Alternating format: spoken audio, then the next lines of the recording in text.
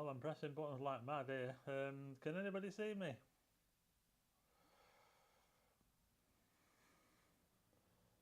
Testing 1, 2. Let me know if you can hear me. I don't even know if this is working, you know. Are we on? I think we're on. I think we're on. Are we on? Wow. I think we are on, folks. Are we? Are we live? Hi, everyone. How many have we got? About 30 odd people in. Could wait for a few more people. Sound check, testing 1, 2. Can everybody hear me all right? Hi, Rick. Let's see who we got. Roxy, Jay, Karen, Cat's Rule, Julie, Karen Banner, Michael, Andy Mullaney. So we've got a few people in. You know, it's always a bit hectic last minute to get this thing going. I was clicking it and it just wouldn't get going. Hi Moonage. Hi Diane Blackburn. You know, doesn't it seem weird? I'm doing this live stream now and I'm looking outside and it's been a really nice day in Blackpool today, and it just seems really weird because it was only a couple of months ago we were doing this live stream and it was dark, it was pitch black outside. It felt like it was the middle of winter, wasn't it, really? And now it's, well, it's like the middle of summer, isn't it? So, hi Lancashire Liberty Adventures. Hi, who else have we got? Cyril Bate, hi.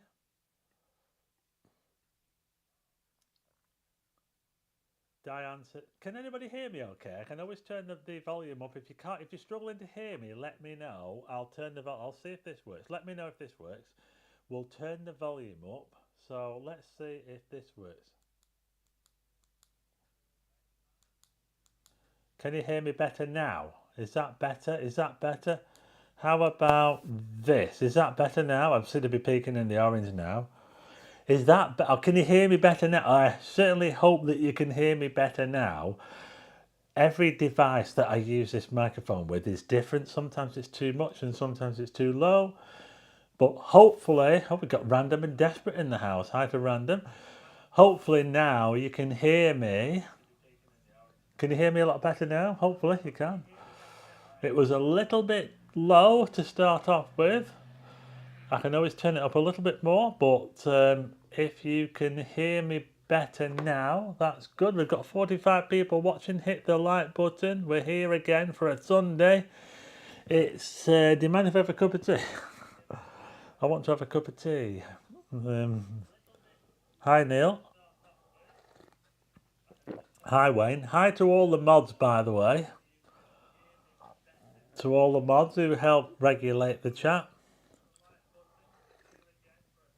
73 Sporty, liked and subscribed. Thank you. Yeah. So, you know, I was just thinking before, I've not even had my telescope out for ages. You know that super duper telescope that I bought? So I bought this super duper telescope, didn't I? And I said, oh, I'm going to do this with it, I'm going to do that with it. And I've not had it out since, have I? Then again, the weather really has been horrific. Well, it's not been horrific weather, but it's just not been... The last month or so has just been not very good for stargazing. So yeah, it is, thanks Sharon, yeah. I managed to clear that up when I got home. So, hi to our Brian. Evening, Stephen, from Shots. You're pretty fast on that bike, says Lancashire. Yeah, I know I am, aren't I? I wish I had an electric bike. If anyone's got an electric bike, go and spare. Thanks, Wayne. Did that bloke come off the roof? Yes, he did, Dave. Hi to Vic. Time for Stephen's tea. Yes, tea. That's what I'm having. Tea. Looking forward to the Aquarius meteor shower. I don't know about that one really. I don't know a whole lot about it. There's only 3 meteor showers that I tend to follow, and those are the Perseids, the Geminids, and the Lyrids. There are other meteor showers, but I tend not to really bother looking at the other ones. The Quadrantids in January can be quite good. Hi from Gary and Maxine. Just got back from Blackpool filming the tram parade. It was a nice day in Blackpool today. We had the tram parade for the King's coronation, so that was pretty good. Proteus 5, hi. Matt 364, 2,400 viewers when I was on. So we're here again on a Sunday. Thanks, Michael. Whee! Michael. You see the picture that you see on the screen now? Now this picture, I'm going to describe it. What we're seeing on this picture is a picture of Blackpool, and it was captured quite a long time ago, quite a few years ago now. I'll just turn myself off. So if you look at this photograph now, this is what this live stream is, what I'm talking about in this live stream. We're talking about these fancy clouds that you get this time of year. Now, you can clearly see this was taken at around about midnight as well.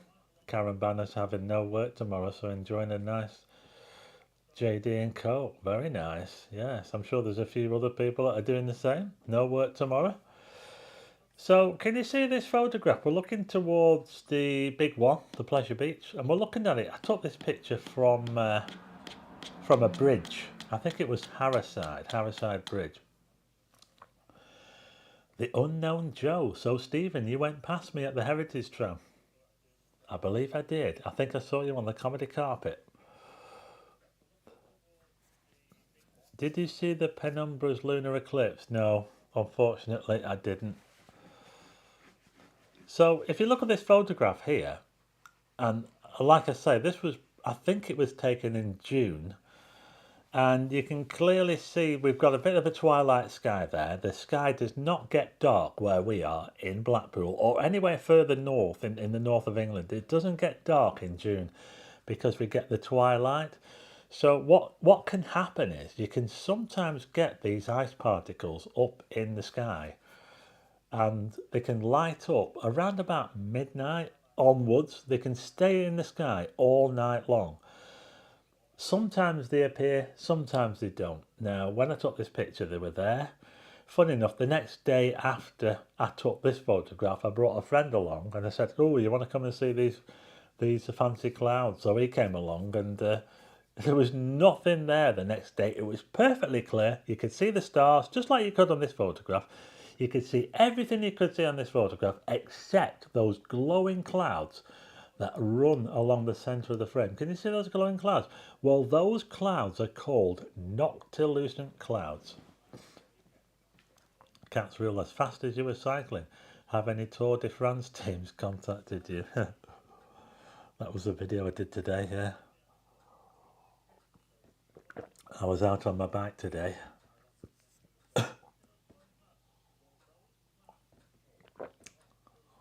Oh, thanks, Brian.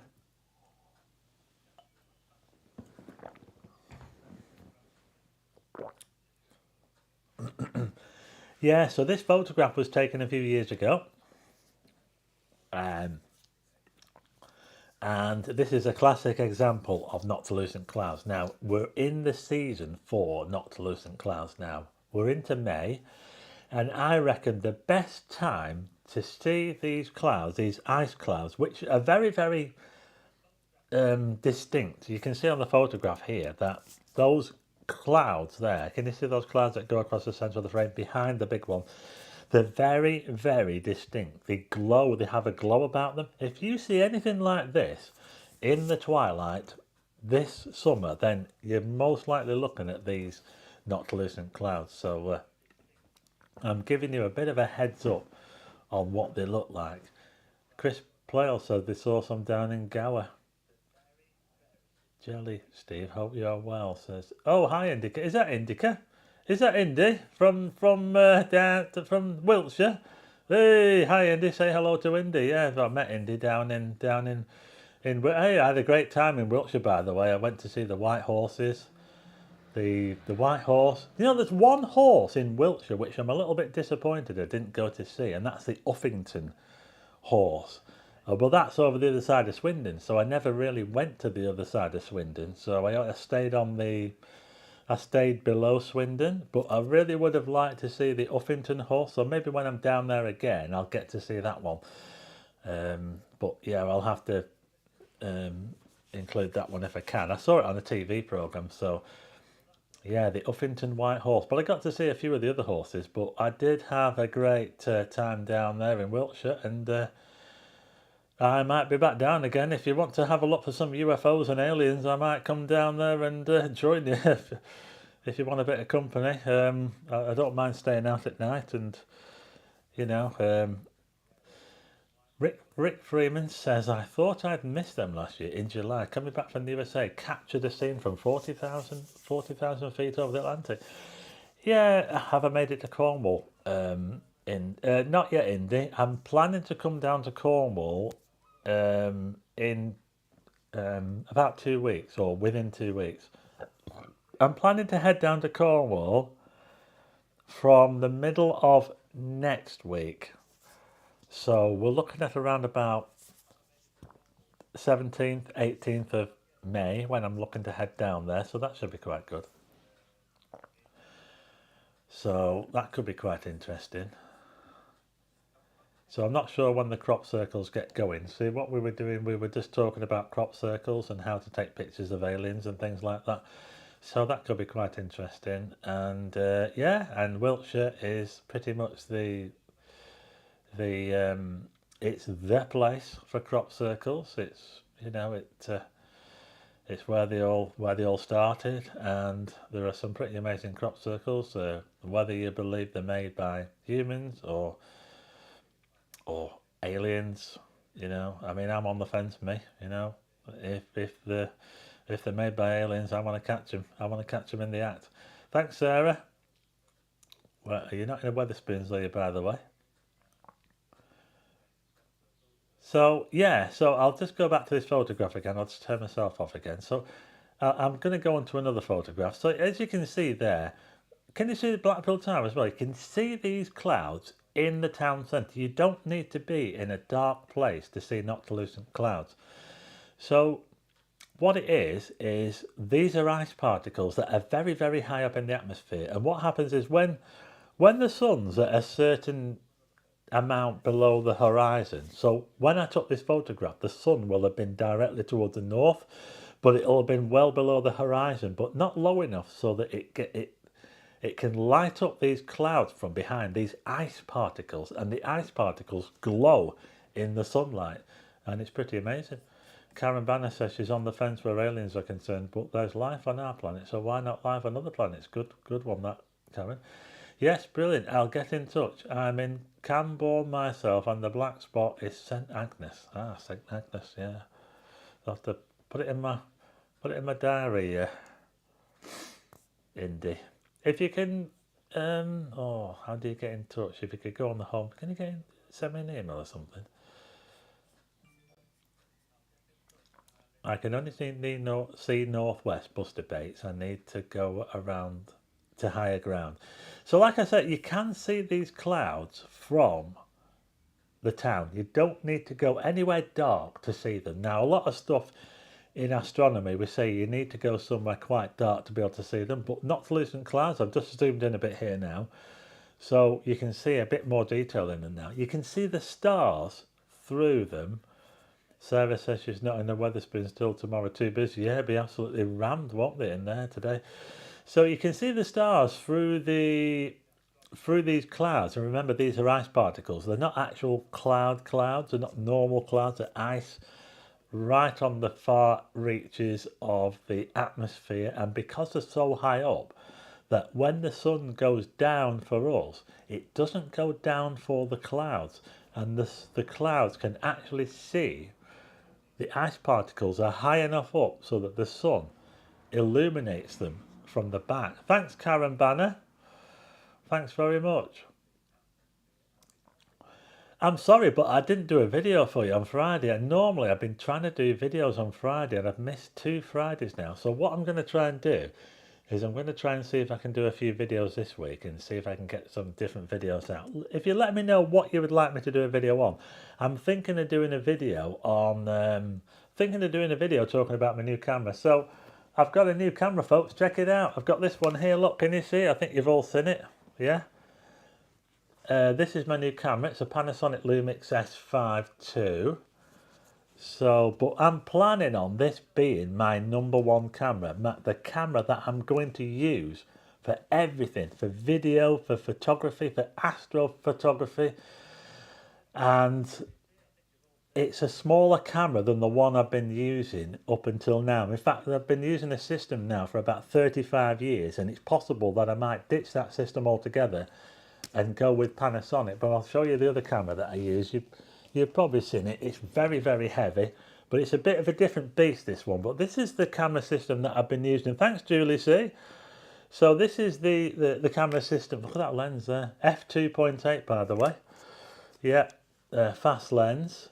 But it's a very heavy system, a full frame camera this, where this weighs about 2 kilos. So this camera here weighs about 2 kilos. The other camera that I just showed you there, the Panasonic camera, which is a mirrorless camera, it weighs about half the weight of that. And this is part of the reason why I'm kind of thinking of moving. I'm thinking of moving to the Panasonic. It's more to do, it's not so much to do with photography, but more to do with the video and the photography aspect. And I think that camera does both very well. So I'm not going to sell my old system yet, but I am thinking of jumping over to Panasonic altogether. So, but I'm going to keep my old system for now. Thanks, Cindy. Thanks to Julie again for that super chat. That's amazing. So yeah, so what I want to try and do in this video is let you know that there is a chance of seeing these noctilucent clouds anytime. I still think it's a little bit early yet. I was saying about another week, middle of May until say the middle of July is about the best chance in this country. We're at a mid latitude as well, so maybe up in Scotland I don't know, you get less darkness up there, don't you? So you might not have quite as long to see them up there. But how was your coronation weekend? Yes, it was pretty good. Oh, Vic! Oh, Vic! Hey. Oh, thank you very much. I don't deserve all this one. I'm just talking on the YouTubes here. Thanks very much, Vic. So yeah, so I think it'd be good to catch up again down there in Cornwall. That'd be awesome. Yeah.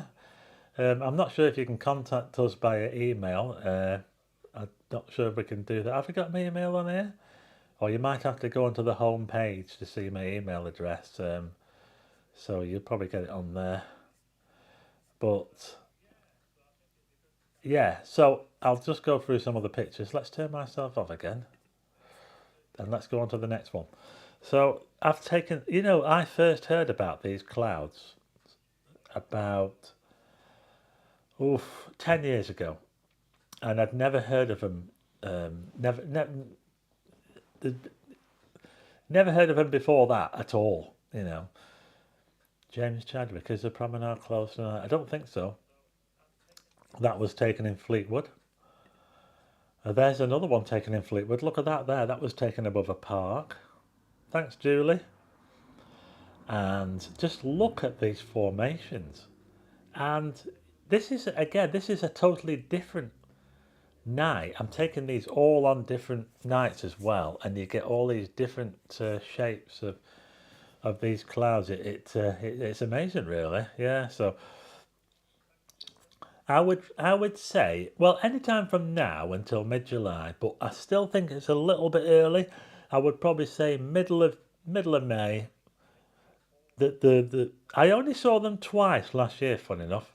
I only saw them twice, I'm afraid. So it was a little bit of a barren year last year. So even the best don't always get to see them. So I thought I'd talk about them in this video and then give you an idea of what to look for, when to look. The best time to start looking is any time from around about an hour and a half after sunset. That's when they normally start to show up. Mark and Kelly's space is amazing. Julie C, you deserve it, Stephen. Thanks, Julie.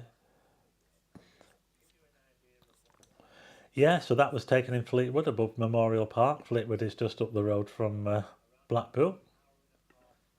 Don't forget, I saw the aurora in Wiltshire as well last week. If you saw my last live stream, you can see that. So there's a picture of Blackpool Tower, and can you see that there? We've got those glowing clouds above Blackpool Tower. You don't normally get them this high up. They're actually really, really high up when I took that picture, and you don't normally get them so high up. They tend to be quite low down. So what you do, if you want to have a chance of seeing these noctilucent clouds, what you want to do is you want to look out anytime from now, about an hour and a half after sunset. So we're looking at maybe 11, probably as we get into June, you're probably looking at closer to midnight, but when it's getting dark enough, you know. So it depends on the time when you look. At the moment, we're probably looking at about 10 o'clock. You never know, you might just see some of these clouds, and this will just give you some idea of what to look for. You can't really get them mixed up with normal clouds because, thanks Karen, they are very eerie, beautiful dark skies. The highly illuminated clouds, they look stunning, even from my house with the light pollution, says Rick. That's an amazing picture of the Blackpool Tower, yeah. You know, I took that picture of Blackpool Tower. You know, when I took that photograph, I took it at about 3:30 in the morning. Yeah, so the sky was actually starting to get light. Aaron McDonald, I'm going to go out after this live stream. Yeah, so I will be going to capture that, yeah.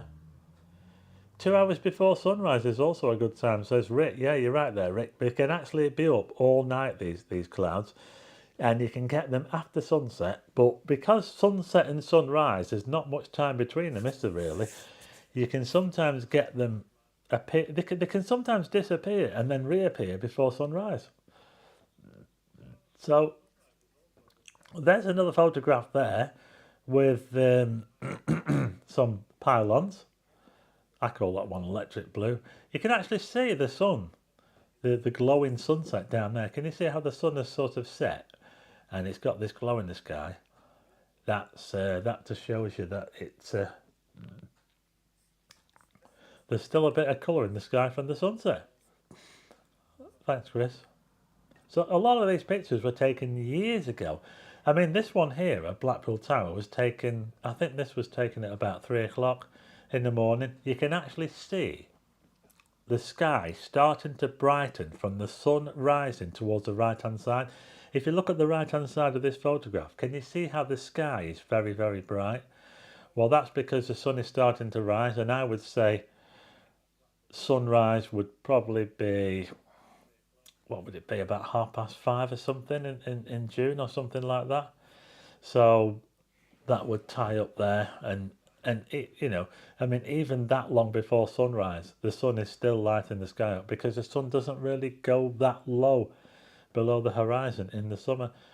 Vic, can you go up the tower at night? I think you can. I think they do special occasions for the tower, yeah. Thanks, Karen.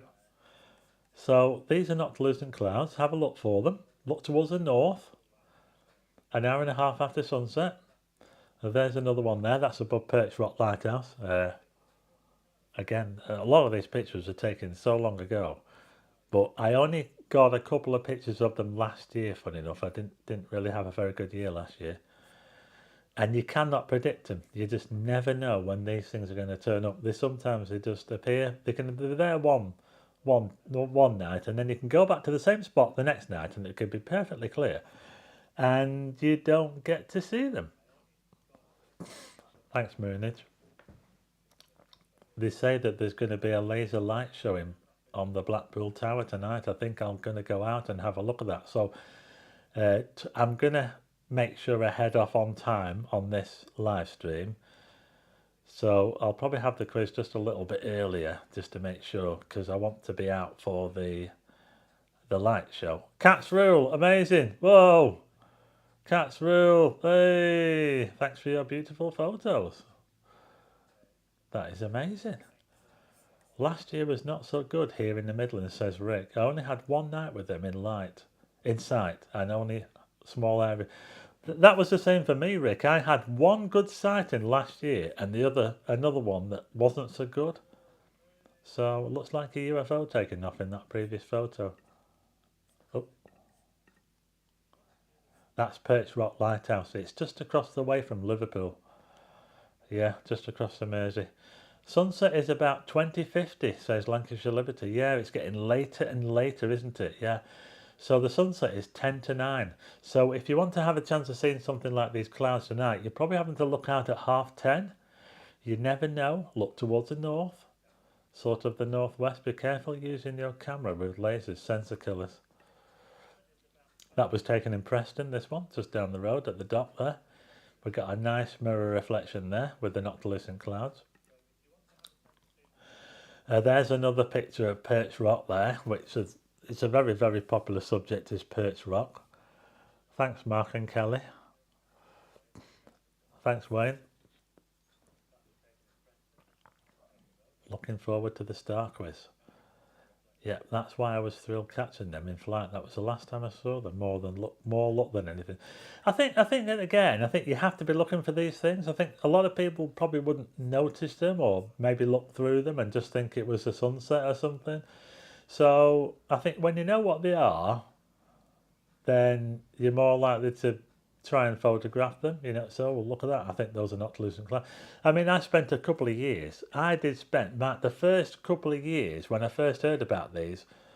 I went out looking for them and was photographing clouds, thinking that they were Noctilucent, and they weren't. They were just clouds lit up by light pollution. So it took me a couple of years before I realised what they were, and then I knew what to look for. So it's one of those things where because these things, not a lot of people know about these things, but once you know what they're like and what shapes they are, what colour they are, you'll know that what they are when you see them. You say, oh, so there's definitely glow there. I mean, it was like the aurora last week. When I was down in Wiltshire last week, I turned around from Stonehenge. I was looking at Stonehenge, and then I turned around, and it was almost 180 degrees the other way. It was completely the other way to Stonehenge. I saw the aurora, and I actually saw the glowing light in the sky. Now, it did look a bit weird. It did look a bit strange, and there was no colour at all. I just saw a glow. I just saw these shapes, and I could tell straight away that it was aurora, and that's because I'm so used to seeing it. So that's why I was able to identify that it was the aurora. Thanks, Karen. Best year so far was Neowise. Got some belting shots with the comet. Are the clouds sometimes jet contrails? No, nothing to do with. Well, I don't think they are anyway. The thing about these Noctilucent clouds is that actually they don't have. You don't really seem to hear people talking about them hundreds of years ago. They only seem to have become a thing in the last few hundred years. So maybe it could be to do with dust up in the atmosphere. It could be to do with the Industrial Revolution. I don't really know how there's nobody talking about them. You don't really hear about them hundreds and hundreds of years ago. So there's a bit of a mystery that. So, and yet now you can see them every year, and you can only really see them as well from a mid latitude. You can't see them if you're. You can't see them. You generally can't see them if you're, say, at a mid latitude, say for 40, anywhere below 45 degrees, and you're unlikely to be able to see these because the sun never gets to that position below the horizon. The sun needs to be at a certain depth below the horizon in order to light these clouds up. And if you're at a different latitude, then some certain latitudes you can't see these at all. So we're perfectly placed. So I think there might be some in America there that are below 45 degrees. So you're not. I'm afraid I don't think that you're going to be able to see them. I've heard that you can see them in Paris. Now Paris is what? I think Paris is above 45 degrees, isn't it? Maybe 45. So you can see that. I think someone's seen them in Paris, maybe. So I might be wrong. Yes, they are. Yeah. Oh, that's a picture there. You can see cows in the field. Can you see the cows in the field? And you can see the normal clouds. Can you see the normal clouds? We've got like a black, sort of grey cloud on the horizon. And you can clearly see there that there's like some sort of shape there, isn't there? Look at that there. And it's almost like a fishbone shape, like a herringbone sort of shape to them as well. They all tend to have that kind of shape. Yes, I've had my Weetabix, yeah. I have my Weetabix every day. Amazing cloud formations. That's unusual. Thanks, Moonage. Clouds are also random in formation. Cats rule. Moo. Yeah, there's lots of cows in the field here. Yeah, so that was taken just on the edge of Blackpool. That, yeah. So there you go. Noctilucent clouds, folks. Look out for them. Somewhere near you, anytime now, as long as you're at a latitude. Ideally, you want to be at a latitude above 50 degrees, I think. So there might be a few people in the chat here that are a little bit out of luck, I'm afraid, because if you're any lower than, if you're around about 45 degrees or lower, I'm not too sure if you're going to be able to see these clouds, because I don't think that the sun gets to a position low enough to be able to see them. So look a bit like lightning strikes. Yes, they do, don't they? So that's it. Noctilucent clouds, folks. There you go. Let's have a little look at the Stellarium, shall we? So this is Stellarium. What can we see in the night sky? How come this not working? How come interact? That's it. Let's have a look. Sorry, it's not working. This. It's I'm trying to interact with this thing and it's not working. Why is it not working? Oh, hang on. If I go on that, if I press that and I go that, now. So this is now. Look at that. Look, the sun hasn't even set hardly. 9 o'clock. What can we see when I fast forward the time? So we're now looking at Stellarium. Just to give you an idea what's up in the sky now. Look, we've got Venus there, folks, and Mars towards the west. There you go. Venus and Mars. You can see them towards the west. Best time is going to be probably after 9:30 towards 10 o'clock, I would say. Bye, James. Is James off? So I didn't quite see that. Rick says he's going to do a video on them. It is a very good app, Stellarium, yeah. So we can see Mars and Venus. And they're fairly close together as well, aren't they? So you can see where I am, where we are. The sun is setting towards the north, right up towards the northwest there. So as you move the time on, you'll notice Mars and Venus go down. Can you see? They're going down. Oh, look, we've got stars. Look at this, look.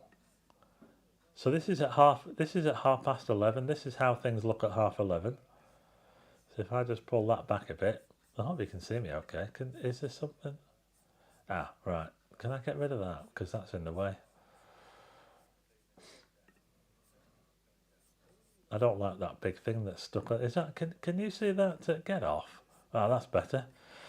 Right, you can see the whole screen now. That's better. There's something in the way there then. So let's have a look. We can sort of see the Milky Way there. Sort of. It's low down at the moment at this time of year. We've just passed the full moon as well, so the moon will be rising in the morning. If I fast forward this now, we'll get to the moon. Let's see the moon rise. There you go. We've got the moon rising there, so it looks like it's a waning gibbous moon, and that's not too far from the very bright star Antares, a massive star. Look, now it's also Milky Way season as well, folks. In the morning, if you can get up in the morning, without the moon, by the way, you want to wait for the moon to get out of the way. So in another week or so, the moon will have moved out of the way, and we can possibly get a picture of the Milky Way in the morning. Can you see that now? If we have a look at this now, if we zoom in, can you see? We can sort of see the Milky Way there now. If you look where the moon is, that's kind of like near where the galactic core is. So that's what you can see at around about 3 o'clock in the morning. But if I move the date forward, the moon will move out of the way eventually, and you'll be able to get a clear shot of the Milky Way in the morning, hopefully from getting towards the middle of the month, I'd say. Let's see. Let's fast forward that.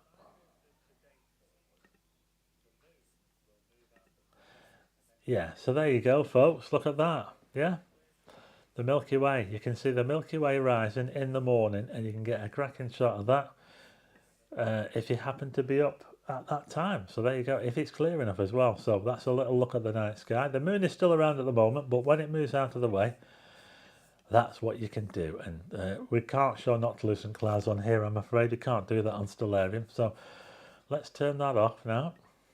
So we'll go back onto the pictures again. I'll leave that on the screen there. So I've actually got a quiz now. So who's ready for the quiz? And I'm going to have to make sure that I wrap this quiz up fairly quick. I'm going to be using old questions again, I'm afraid, because I didn't have time to write out any new questions. It's always seems to be the same thing. I'm always I think that these questions that I'm going to ask now are about a year old, I hope. So hopefully you'll have remembered. 3 o'clock in the morning? I don't think so, says Jay. Best time of the year for meteor showers? June for meteor shower. The next best meteor shower, I would say, is happening in August, and it's the Perseids. Interesting app you're using for information. Yeah, it's Stellarium. Do you have a Universe Sandbox sim? No, I don't have that. Can you let me know more about that? So actually, we've got the quiz now, and I'm going to get on with the quiz because the thing is that I want to get out fairly soon. So I'm going to go back out again. I think you would have hours of fun with it. Oh, interesting. You'll have to let me know what that is. I don't know what that is. Universe. Oh, I get it. Is it like a thing where you can tour the universe? Ah, yeah, that sounds interesting. Can't stay. Going on a ride with some friends. Thanks all. Bye to 73 Sporty. So we've now got the quiz now, and I've got 5 easy questions and 5 hard questions. And I have asked these before, but it was quite a while ago when I did it. So hopefully you might even know what the answers are. This is a bit of a funny one. This first one. It's what's the difference between astronomy and astrology? Some people get this mixed up. What's the difference between astronomy and astrology? I hope we haven't got any astrologers out there. What's the difference between astronomy and astrology? So I'll just turn that off.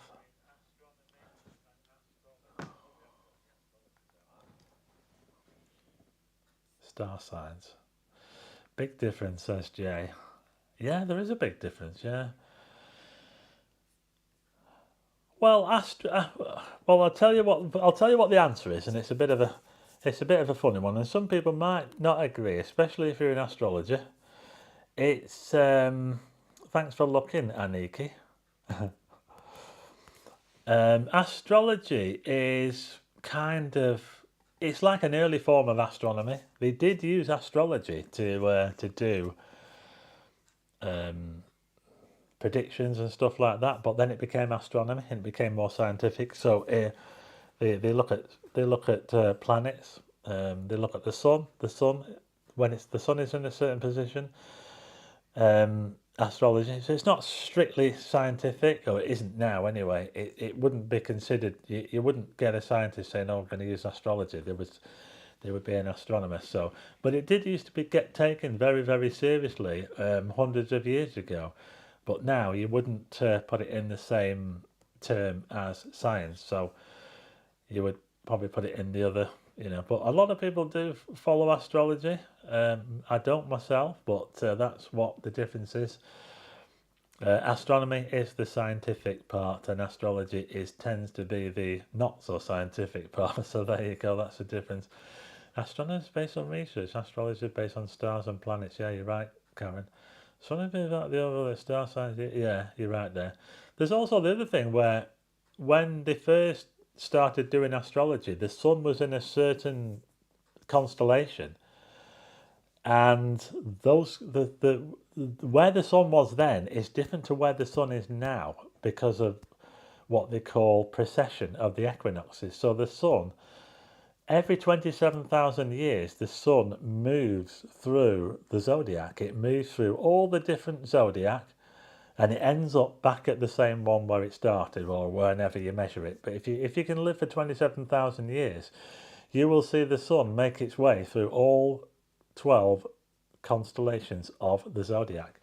And the easiest zodiacal constellation to see in the sky right now, I would say, is Leo. If you go out at night and you look up at night, 10 o'clock tonight, 11 o'clock at night, you can see Leo. If we just put this, can I just put, do you mind if I put this back on again?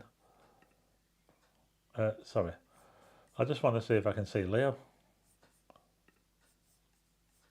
Oh.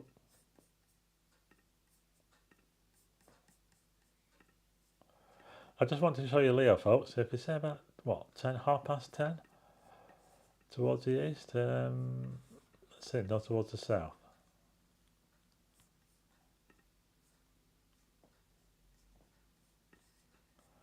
Sorry about this, folks, I'm just looking for Leo. Can't find it now. Here's me saying look for Leo and I can't even find it. Ah, can you see that? It's towards the southwest. There you go. At 10:30, halfway up the sky. There's Leo for you. Can you see that? Leo the lion. There you go. That's what Leo looks like. It's very easy to see. Look towards the south, sort of southwest, at around about 10:30 if you want to see Leo. So there you go.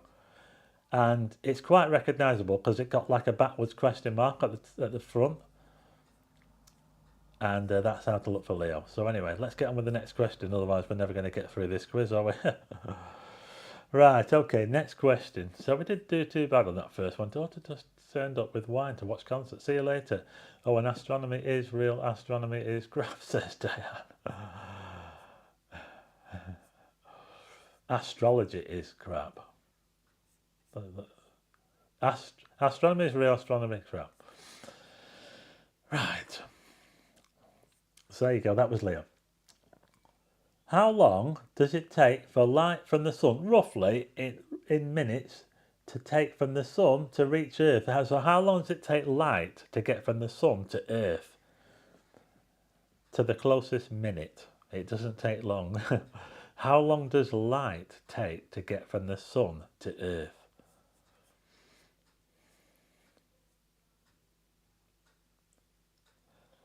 Yeah, so I think quite a few people were watching the concert, weren't they? You know, not that many people in tonight. How many have we got? About 50 odd, 60 odd people in. If you've just joined us, if you're new, hit subscribe. Garen Davis, well done, 8. Mike Foyle in 8.3 minutes, yeah. Rick, I think Cat's Rule was first, 8 minutes, yeah, good, well done, yeah. I think it's about 8.4 I've got here, that they say it takes. That's really, really quick, isn't it? You could say it goes around the Earth around about 8 times in a second, which is pretty incredible, really. Speed of light is very, very fast. Now, here's an easy one for you. How many planets in the solar system? How many planets are in the solar system? These are the easy questions. 183 miles per sec. 183 miles per second. I think it's 183,000 miles per second, isn't it? Yeah. There's a night sky app which uses the GM meter on your phone to view planet locations. 138,000, yeah. How many planets in the solar system? Who's the first to get this one? This is Jay. Wayne came up with 9. Well, you never know. There could be 9 soon. They might be promoting Pluto. They might be promoting Pluto, you know. So most people have said 8. Neil says 7. Well, I still count Pluto as 1, says Super Sprinter 156. Centre I says 9. So it's 8 at the moment, but you never know. It might go back to 9 again if they decide to put Pluto back on the planet list again. So what is the outermost planet? Again, these are the easy questions. Which is the most outer planet of the official 8 planets? The most outer planet of the official. Yeah, poor Pluto. And I've been to Flagstaff in Arizona, and that's where Pluto was discovered. But it wasn't what they were looking for. Pluto was not the planet they were looking for. They were actually looking for a massive planet, a much bigger planet, and Pluto was not really what they found it. Yes, they found it, but I've actually seen the telescope they used to find it. Yeah, at Flagstaff, the Lowell Observatory in Flagstaff. What did Mooney say? Mike, it's a it's a concept for sausage fingers. Coronation. I don't think Mooney's is a big fan of King Charles. Neptune. Yeah, it's Neptune. Neptune is the outermost planet. So who got it first? Mike got it first. Mike Foylan.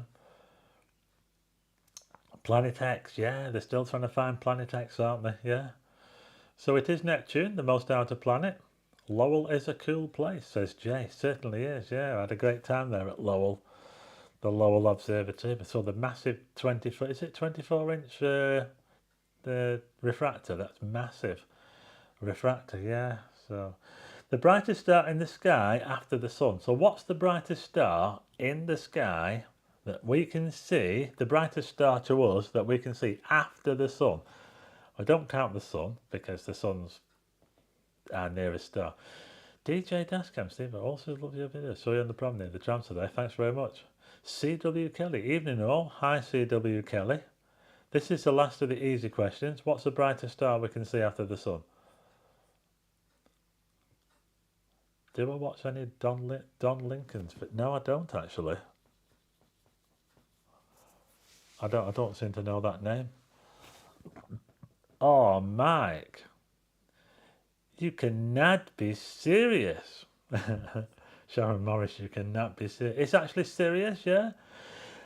Can you still see Sirius? I think we can still see Sirius. If you look out after sunset, you can still see the very bright star Sirius. It twinkles away like mad. And you can see it towards the southwest if you look out early, but it won't be long before we don't see it at all because daylight's catching up now and we won't be able to see that star for much longer. In fact, Orion is now moving out of the way. If you notice, if you go out tonight and have a look, if it's clear where you are, look towards the southwest, you might just be able to catch Orion. It's moving away now and you won't be able to see it again later on this month. So that Orion's going to go and disappear. And we won't see Orion again until probably September. So there you go. So there you go. It was serious, that one. We're now on to the hard questions now. So I do want to make sure I finish on time in this. So I'm just looking at the clock now to make sure I finish on time. Thanks, Wayne. So that was serious. So the first of the hard questions. Which distance unit,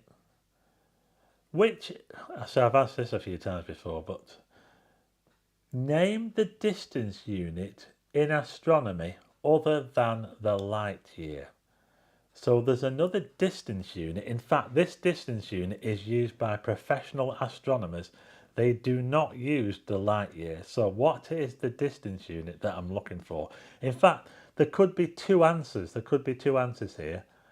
I've got an answer. It depends what you're measuring to what answer you give me. So we'll have a look at the answers and I'll try to explain what they are. Rick says he needs coffee. Blackpool and Fleetwood last. Skies are beautiful. Yes, they are. Jay O'Neill says is first with parsec. Mike says parsec. Rick says astral. That's what I was looking for. That actually, I was looking for that parsec. So a parsec the difference between a parsec and a light year is that a light year is not directly observed. It's not directly measured. A parsec is directly measured by measuring triangulation between. It's by measuring parallax between stars, and they can measure it. They use satellites to do it now. You can measure the distance between a star. You can measure a distance to a star by looking at its parallax. So that's what that's how you derive a parsec, and it's whereas a light year is a little bit theoretical. It's more of a kind of time than it. I mean, it is a distance, but at the same time, it's more like Star Wars kind of. you know, sort of thing. You'll hear light years talked on Star Wars and stuff like that. But so how many light years are in a parsec? Julie says she wouldn't like the very hard questions. How many, we'll put it this way, a light year is a very long way. Can you imagine travelling at the speed of light and only getting to the nearest star? 4 years to get to the nearest star, even when you're travelling at the speed of light. You've gone and confused me, says Rick Freeman. Roxy Kitson says, great stuff. I hate the hard questions, says Wayne. Mike has got the answer. Mike is the first one, 3.26. So it doesn't really mean a lot, but it just gives you some idea of how big a parsec is. It's 3.26 light years, but you wouldn't really seriously, any astronomer wouldn't try to convert a parsec into a light year because there's no point. If you know the distance in parsecs, then that's what you would use. Professional astronomers use the parsec. They don't use light years. Light years are for those books, you know, the science fiction books and all that sort of stuff. But they do have some use, but not strictly professional. Right, so next question. Vesta is what in our solar system? Vesta is what in our solar system? Yeah, Lee.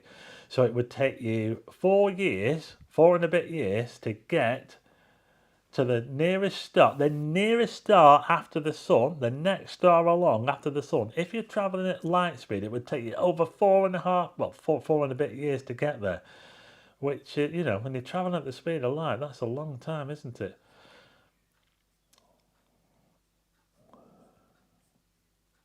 I don't know about warp factor 9. I don't know how fast that is, Aniki.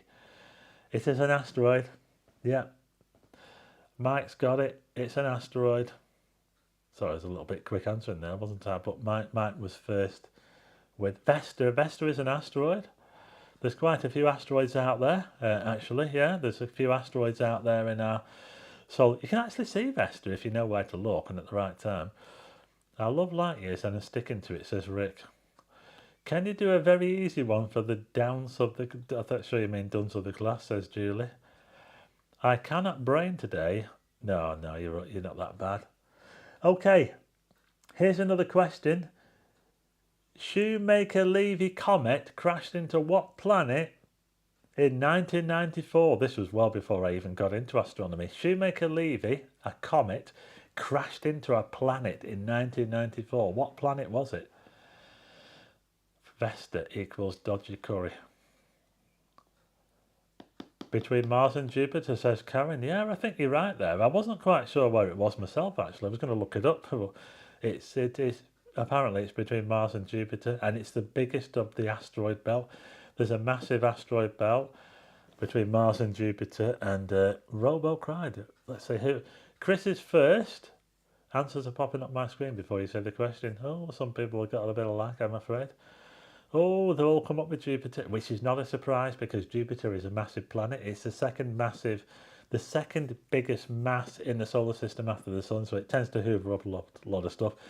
And it sucked up a comet, yeah. A comet went crashing into it, yeah. And they even got photographs of it hitting the planet as well, which is pretty amazing, yeah. So there you go.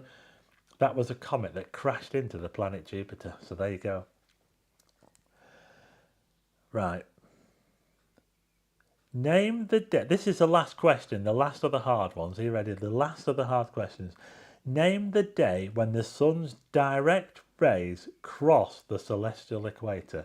This happens twice a year. What's the name of the day when the sun crosses the celestial hemisphere directly overhead at noon? So this happens twice a year. What do you call it when the sun crosses the celestial hemisphere? It does it when it travels north, and it also does it again when it travels south. There's a name for that day. What's the day? Twice a year. Jupiter, the Hoover of the solar system. You know, I bought a new Hoover last week. It was a Tesco. I bought it from the Salvation Army, and it was a second-hand Hoover, and my old Hoover was knackered, so I thought I'll have to buy a new one. And I bought this Tesco Hoover for £25 from the Salvation Army, and it tell you, it's cracking. Oh my, it sucks up the carpet. I can't believe how good it is. It's so much better than the old one. So yeah, that was good. I'm glad I bought that Hoover. I needed a new one. I was desperate. The old one was falling to bits. Right, some people are saying someone said solace. Rick says solstice. Solstice is not the answer I'm looking for, because solstice is when the sun is at the far end of its orb, but it's at the far end, it's at the top end or the bottom end. We're actually looking for equinox, which is when the sun crosses the celestial hemisphere. So it happens in March and it also happens in September. Twice a year you get the equinoxes. It's when everywhere on Earth gets the equal sort of day-night. The solstices, some people said solstices, but those are the extremes of summer and the extremes of winter. So that wasn't quite the answer I was looking for. So there you go, that's it. That's all the questions. They're the hard questions. We're just coming up to 9 o'clock now. I think that I'm going to head off now a little bit early so that I can... I'm just going to get a drink before I'm going to head back out again and do some stuff on my other channel.